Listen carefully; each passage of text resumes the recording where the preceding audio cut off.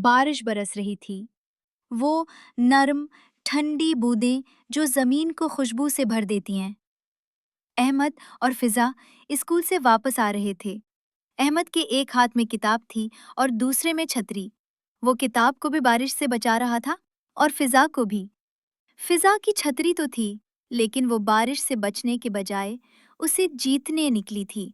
कभी वो छतरी से बाहर निकलती, कभी पानी में छुपा करती और कभी अहमद को छींटे मारती।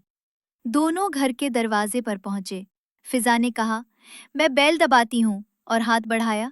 गीला हाथ। फिजा, रुक जाओ। अहमद ने फौरन उसका हाथ पकड़ लिया। गीले हाथ से बेल ना दबाओ, करंट लग सकता है।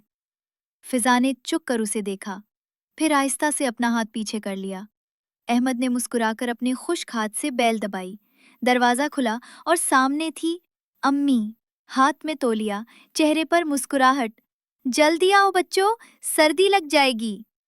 फिजा की शरारत चुप हो गई और वो अम्मी से लिपट गई। अम्मी ने तौलिए से उसका सर पूछा और अहमद का बाजू थपथपाया। घर में दाखिल होते ही गर्म चाय की खुशबू, कालीन पर बैठे अहमद और फिजा, और बारिश जो अब भी बाहर बरस रही थी, जैसे कहानी अभी खत्म नहीं हुई।